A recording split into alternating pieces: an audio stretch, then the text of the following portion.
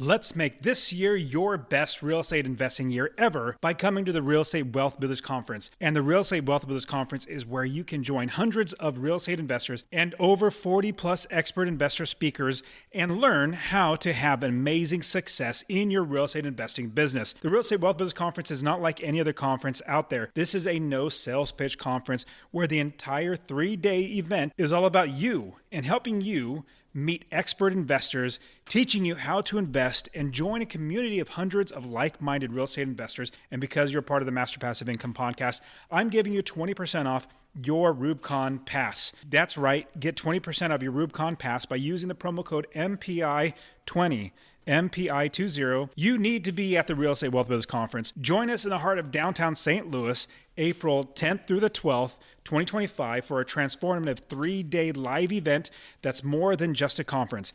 It's a community of investors. Get your pass by going to rubicon.com, REWBCON.com, and use the promo code MPI20 and get 20% off of your Rubicon Pass.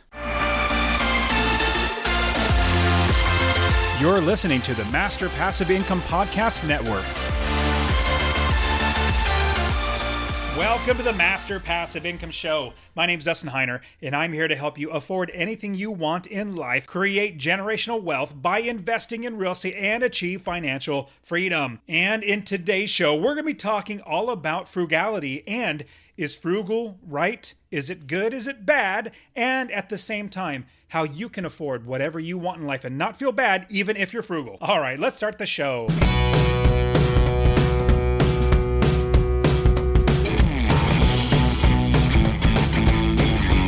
Welcome to the Master Passive Income Podcast, where we talk about investing in real estate with a special focus on making enough money so you can quit your job and live the dream life.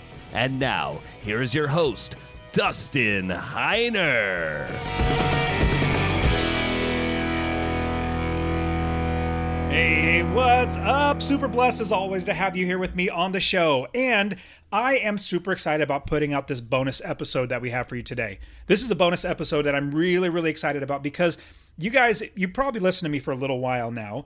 And if you've listened to my other shows, you would hear usually that I'm pretty frugal. Like, I'm a pretty frugal guy. In fact, let me give you a quick story of how I became frugal. Well, number one, we didn't have much money when I was growing up. In fact, my family was really poor. We lived in a 2-bedroom house, and it was maybe 900 square feet, maybe 1,000 square feet, and we did not have much money. But I didn't know any different. Like, I didn't know we were poor. We still had a great time, had a great life. I was really blessed with my family, but we were dirt poor. And so my parents instilled in me basically how to be frugal or how to be wise with spending money. And I carry that into, adulthood. But at the same time, I also got married and realized that my wife was even more frugal than I was. And what she did was she helped me to become even more frugal. But this is really what catapulted me into becoming frugal. So after I just got married, I think it was like 25 or 26 years old, my wife and I started a business. We started a convenience store and a pizzeria in downtown Fresno. It was called Downtown Express. It was like nothing inside the building. It was dirt on the inside of this building. We had to do a full tenant improvement, pour the slab, everything, and existing structure, but it was a vacant, location for a strip mall. And it was in a great area for downtown. And anyways, what happened was we built out the entire business. It was in 2006 or 7. Everything was going great. The business was going really well. Then 2008 happened. Oh my goodness. Then everything started going downhill. Now, mind you, I still had a full-time job. I still had a full-time job at the same time because I wanted to hire employees and have managers and other people do the work and build a business. Well, what happened is when the economy crashed in 2008, our business went down because people were getting laid off, getting furloughed, or people were having less hours, didn't have any money, so they weren't working downtown. That brought in less customers. And our income just kept dropping and dropping and dropping. We could barely afford to keep the lights on.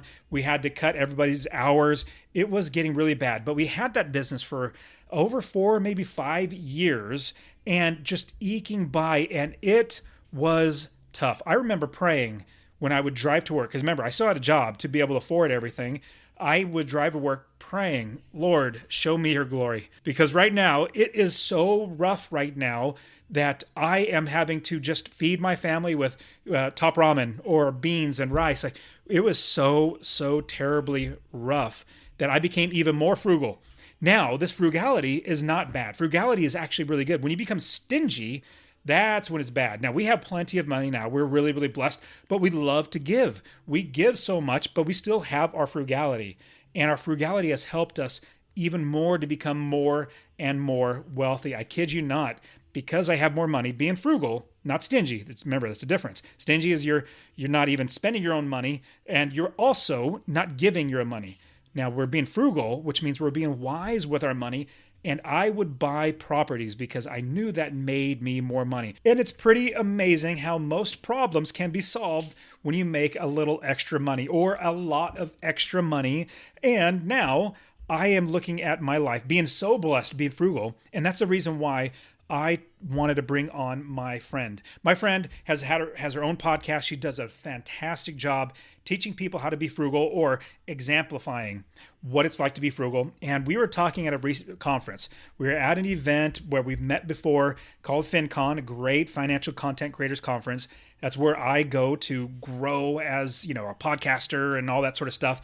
And I met her a number of years ago, and I thought, you know what? It'd be great to highlight you and the frugality, because I want you, my listener, I want you to be understanding that frugality is going to be helpful and beneficial. But at the same time, we also need to realize that frugality can go in a negative direction. That's why my friend wrote a book, and that's why I wanted to bring her on, so we could talk through what it's like being frugal and how to also be able to buy the things that you really want in life. And I'll be completely honest with you. When I quit my job in 2017, I was making enough money to basically feed my family and had a little more to very slowly be able to grow and build my business, buying more properties.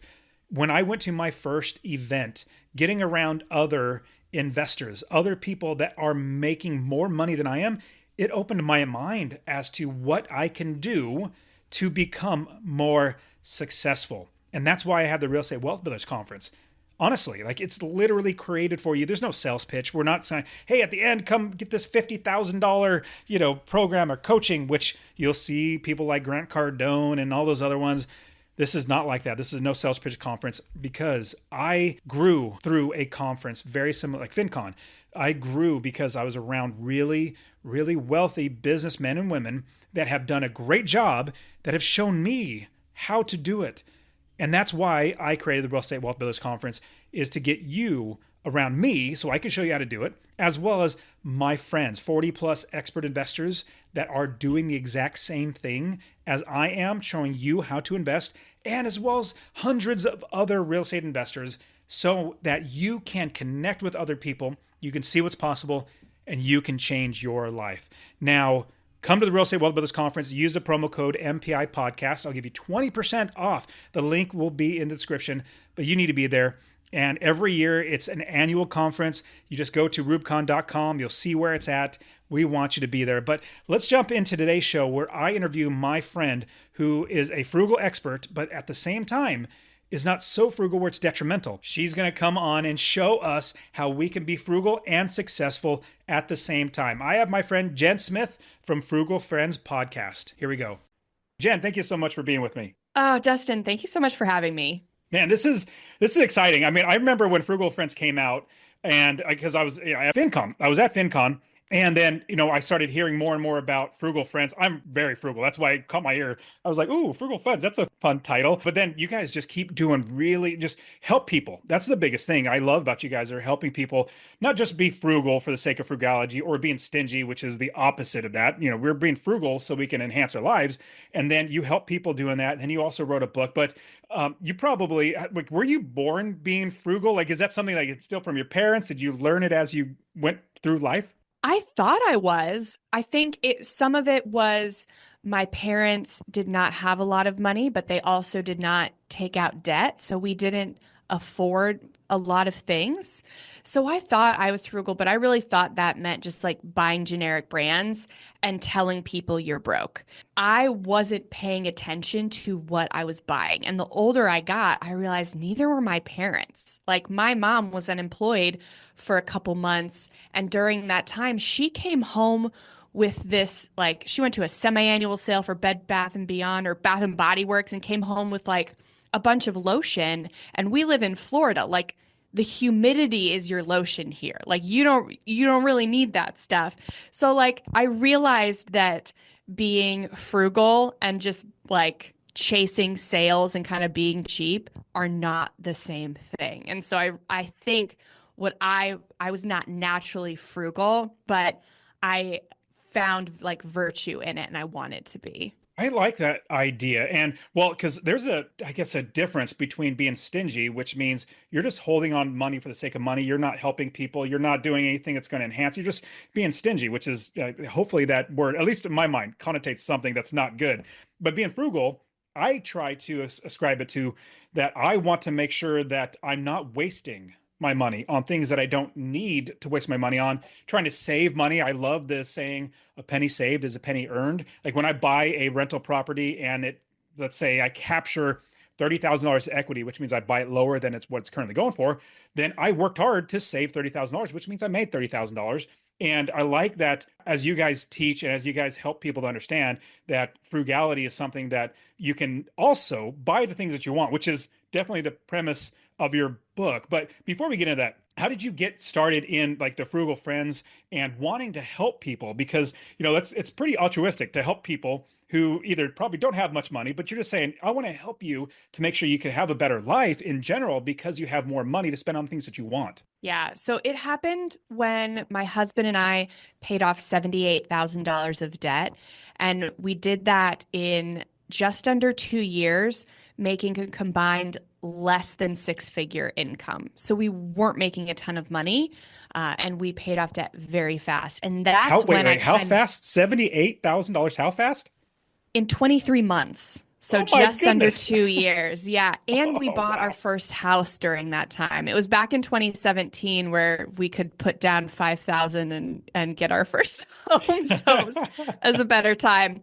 But yeah, so we paid off that debt and bought a home during those 2 years. And so we were just going full force for better or for worse. And that's where I realized that I wasn't being wise with my money. Just because I was buying generic brands and buying cheap stuff didn't mean that I was frugal or good with money. And so after budgeting really strictly for 2 years and paying off all that debt, we got out and I was like, great, all my money problems are solved. I have a home. I don't have consumer debt. I'm great. And the opposite happened. I got really scared to spend money at that point because I was fearful of needing it. I'd spent so much time not spending money and restricting myself that anytime I spent money on, even if it was something I budgeted for, I felt guilty because it wasn't the most optimized use of my money. And so we started saving really aggressively for retirement. And then about 7, 8 weeks before I gave birth to my first son, I lost my job. And so I had to stop being so aggressive with my saving. And that's when I had to look at the extremes that I had just been living in. The extreme, like spend whatever I want, whenever I want, and think I'm good because I'm buying generic.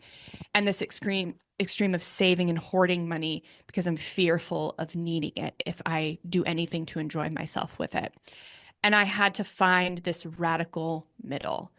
And so that has been the podcast since that day. We actually started it before I lost my job. So we started it when I was in this like ultra hoarding mindset. And it's just been like this progression over the last 7 years of figuring out how do we spend money and not feel guilty about it, but also not go broke and be able to save to have it when we need it.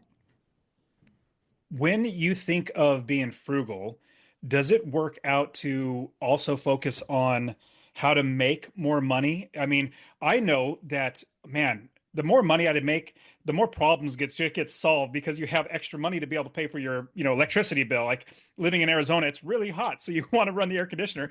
I had a $500 electric bill one month, and I was like, "Whoa, what just happened?" So, but I found that making more money it has helped a ton. When you lose your job, that's definitely a huge wake up call. It's like, oh my goodness, like, am I spending my money wisely? But then at the same time, am I making more money? What are your thoughts about also incorporating how you can make more money in order to expand your frugality in a sense, but then also buy the things that you want? Yeah. So for us, frugality, our definition of it is good stewardship of your resources. So money is a resource, but time is a resource. Your physical space is, you only have a finite amount of physical space that you own or rent or what have you. Your mental energy, your mental capacities are limited. So we want to be good stewards of that. And then also our natural resources as well. We don't want to overbuy fast fashion, not just because it costs us a lot of money, but because it all ends up in a landfill eventually. And our planet cannot sustain the amount of clothing that we are sending over to Africa. So we want to be good stewards of all our resources. Time is our only completely non-renewable resource. And in that, I think when we sell ourselves short, when we just spend all of our time trying to save money and save $1 here, save $1 there, just focusing on the spending race to the bottom. And we can save a lot of time if we would just invest a little into earning more money. And so really looking at the most efficient ways to do that and the ways that are best for you. Like we own a rental property. We own a long-term rental, and then on our property, a midterm rental. And so I have learned a lot being a landlord, and I have learned it is not for everyone. So like it is for some people and it is not for other people. And so finding not only what's most efficient for you, but what you enjoy the most, because again, you're going to spend time doing it. No form of income is completely passive. I would absolutely agree with that. I mean, when I buy one property, it takes work doing that, but then you have to watch over it, make sure your property manager is doing right. So I just like the fact that I can work one time though, instead of trading my time for money or basically selling my time. That's really what you do when you're working for somebody else. You're selling your time. And I really thought of this the other day. So Warren Buffett is arguably one of the richest men in the world right now, one of the top ones. And he is 94 years old, something like that. So somebody listen to the show, let's say you're 30 years old. I guarantee you 100% that Warren Buffett would literally give you all of his money, all of his businesses, stock, everything else, and trade places with you. You would get his money, his wealth, his everything. But the catch is, and I want to pause for a quick second and share that honestly, I really want you to invest in real estate. Now, my new goal is to help 1 million people invest in real estate. So 2 things I would ask from you. Number 1, if you get anything out of this episode, please share it with somebody else. Just say, hey, check out Dustin and Master Passive Income. He really wants to help 1 million people to invest in real estate. That's number 1. Number 2, I want to get you to invest in real estate. Get my real estate investing course absolutely for free. Text the word rental, RENTAL to 33777. Rental to 33777. I'll literally give you my course, show you how to find an area of the country to invest, how to build the business first. I always talk about that, and how to find the right properties, how to make sure you're getting experts to do the work for you, and scale the business to where you're making $250 or more in passive income. Scale it to quit your job. I'll literally get to you, or go to masterpassiveincome.com/free course. Obviously, it'll be in the description, but I really, really want you to invest in real estate, because the more that actual, normal, everyday people own real estate that are good landlords, the better everybody's life gets. You would also trade your age, where he would become your age, 30 years old, young 30 years old, as obviously is not actually possible, but if it were possible, and you would be 94, but you would have all his billions of dollars. He would do that in a heartbeat, because you absolutely spend your time and never get it back. You can never make any more. Like you said, it's not a renewable resource at all. You can only spend it. And so having that mentality that, oh my goodness, if Warren Buffett would trade places with me, what am I doing with my life? What am I spending my time on? Am I doing what I can? Because I guarantee if Warren Buffett went back, and if he took his brain and everything that he had now in his brain, and he was 30 years old, he would do it over much faster, in my opinion, just because it's all a mindset. So I love that perspective, and how your mind being frugal with your mind, not wasting it on other things, or like, man, just binging shows after shows after shows. That's a waste of your mind. That's also a waste of your time, which I love it. Now, you have the direction of the Frugal Fans. You wrote a book, and this book helps people to buy the things that they love without going broke. So I want to talk about that. Like, if somebody is frugal, because I'm very frugal, a lot of my listeners know that I'm frugal, and they're more likely they're frugal as well. But we also have things that we want to buy as well that would enhance our lifestyle, our lives in general, and not feel like we are being guilty for spending that money. But what are your thoughts about that? Yeah, so I find a lot of people like in the business world who are like growing their wealth, investing, maybe financial independence, like stuff like that. So they have the opposite problem of a lot of our listeners, and that they are hoarding money in order to do really good things with it, things that we're being told are responsible with money. So we're being fed like put your money into your real estate business or put your money into index funds, all that stuff, to where we're not valuing the time in the now. This is time you will never get back, right? But how do we know that, right? In our heads, we know that, but how do we practice it? And how do we practice it in our spending? And so we came up with this as easy to follow as possible framework for values-based spending. Because when you can align your spending with your values, you can spend more freely on it without guilt, but you can also prioritize the value over the things that you are buying to get it so that you can budget your time and your other resources simultaneously. So maybe you're getting more of those values for free, and so you're filling your cup that way. So you're spending maybe a little less time making money, but maybe that is fulfilling one of your values. And you're spending more time with these other values that maybe you've been neglecting, in which case causes you to impulse spend less. Or if you do end up then spending on one of these values, you don't feel guilty because you know your money's going to the right place, and you know it's just as valuable as an investment in a property or an index fund or something like that. We value them just as highly. And we found that we based it on this concept of Maslow's hierarchy of needs, which is also considered a hierarchy of motivators. Because at the bottom, at the base of this hierarchy are basic needs. That's money, food, water, shelter, all of that. The things that personal finance traditionally stops, like full stop. After you've got those things, then you're fine. Everything else is superfluous. It's just a want. In reality, we see that if we don't value these needs, these higher needs, as much as our basic needs, we don't stop spending on them. We just spend to get them in different ways that don't fully meet the need. And they tend to be ways that marketers are telling us to meet the need. So those needs are friendship, family, belonging, connectivity. That's the foundational higher need that so many of us are after. Above that is self-esteem, self-confidence, respect from others. And so that can look like spending on luxury cars, brand new cars, hobbies like brand new shoes and clothes to start a running hobby that you don't know if you even like yet, or skincare products, makeup, fitness, nutrition things, stuff like that to increase our self-esteem, when really the issue is the lack of self-esteem, not the lack of products. And then above that, we have self-actualization, which isn't actually what it sounds like. It's not like transcendent self, fulfillment where you're like floating or something.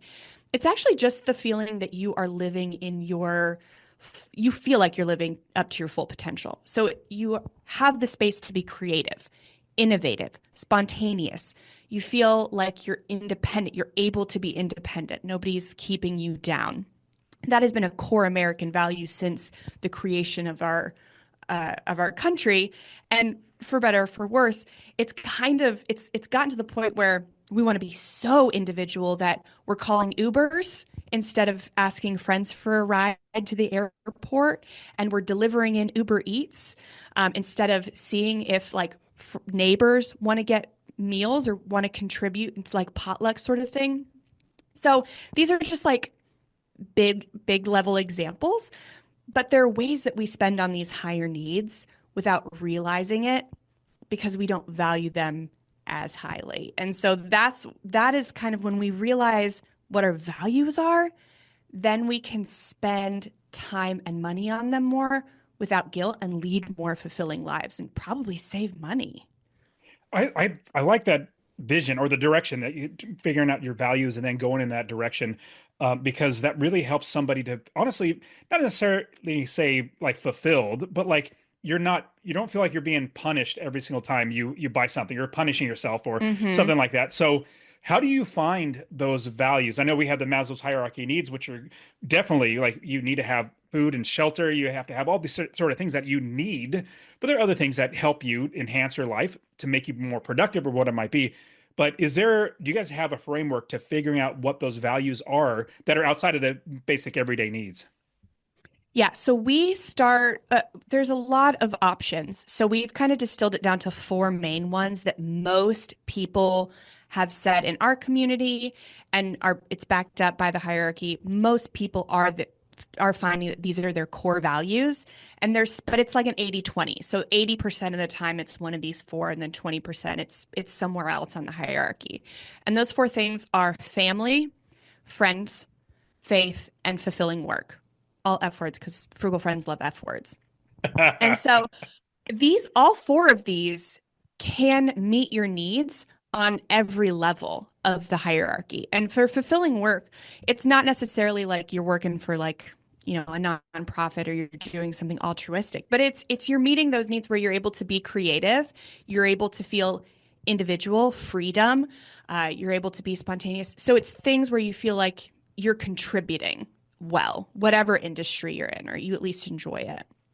So when we start with those four, and then we can branch out from there, we can really tie a lot of our purchases that may not seem directly tied to anything, usually back to one of those things. So like I use coffee for an example because it's easily relatable, but I buy a lot of coffee. Nowadays, it's mostly ground and I make it at home. But it used to be I was going through the Starbucks drive-through, I was having lattes at coffee shops, all this. And so when I looked back at all the ways that I was spending money on coffee, they were not identical. I love coffee, but when I look back, I couldn't remember every single latte I had. Not every single latte was equally meaningful. When I look back at the ones I could remember, they were either really great quality that made me feel like I don't know, fancy or just tasted really good. They were just of very great quality, or I was getting coffee with a friend. So they were meeting these needs of feeling like I was living, my true self. I had found my true interests and I was living them out. And then feeling like I was getting more connected with a friend. These ones that were in the drive-through, or I was just in Target, wanted to hold a paper cup while I walked around, stuff like that meant nothing to me. I couldn't remember them. And so I made the decision to cut out any latte that wasn't really good and got me more connections with friends. I made sure it was a double hit.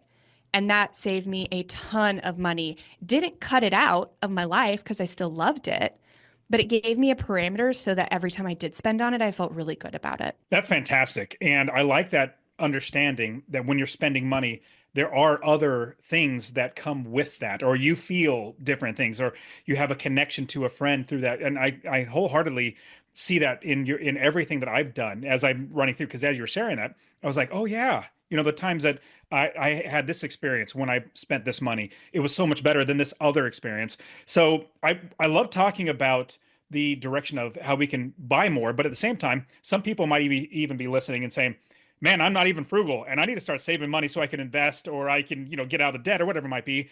What are some tips that you can give to somebody? And that was great. The idea of the coffee is a great tip.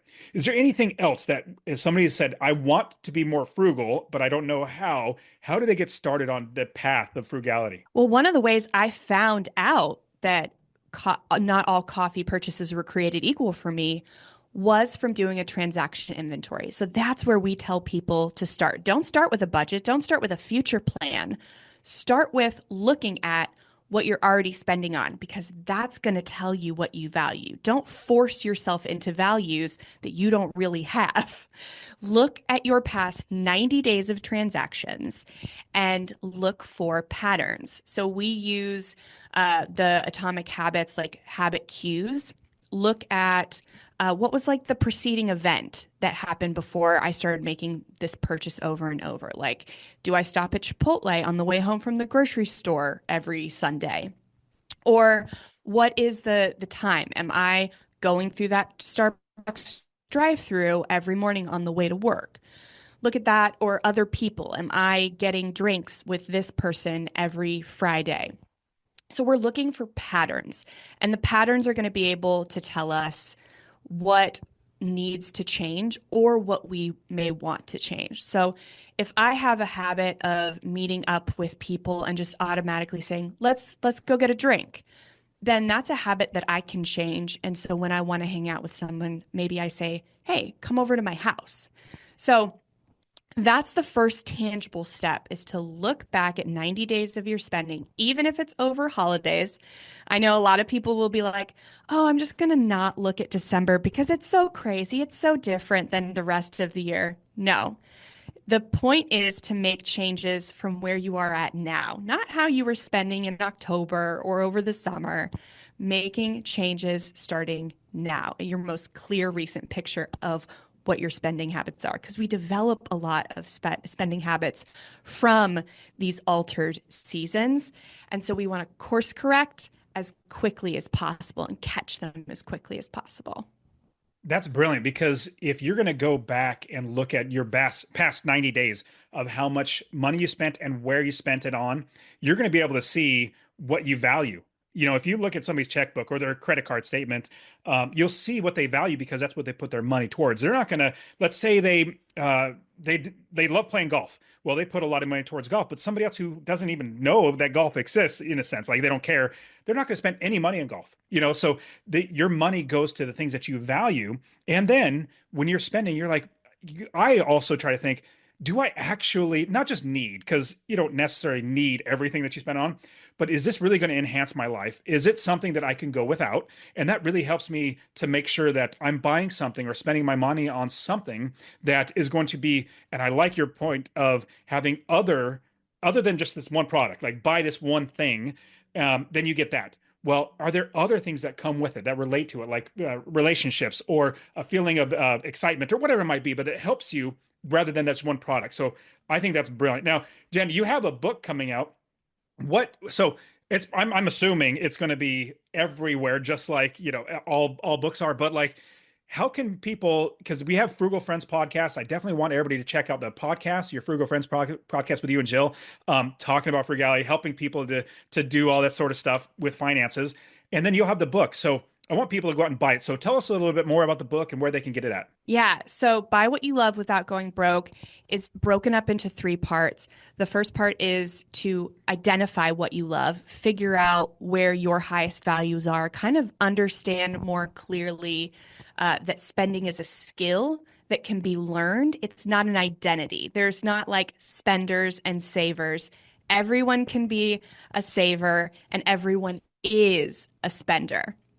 And so the second part is say no to what you don't love. And so that's where we geek out a little bit about the history of marketing and how our consumerism isn't all our fault. It's very carefully played.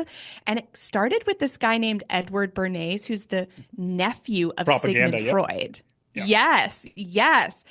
All the modern marketing that we experience today started from the literal father of propaganda. So Sure we did. geek out into right?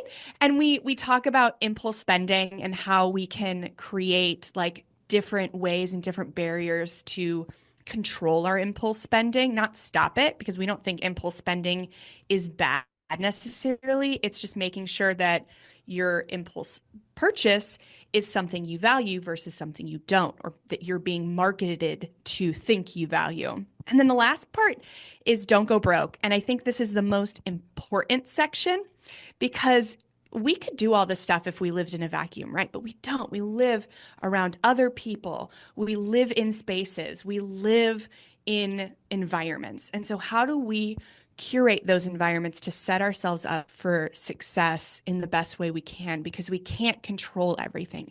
There are things outside of our control. So how do we play into that? Control what we can and live within what we can't control.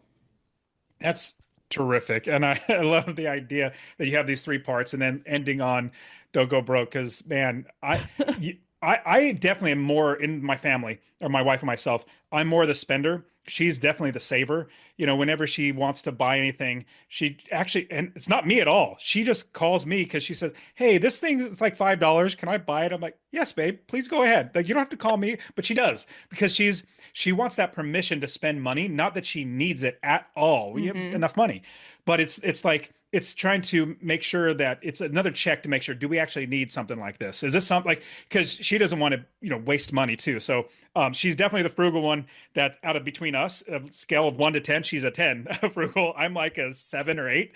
And so I'm trying to reach to her level, but it helps in general. But man, Jen, this is so fantastic. I could definitely be talking to you forever, but I want people to check out your podcast. How else can other people reach you online? Yeah. So Frugal Friends comes out twice a week, wherever you're listening or watching this podcast.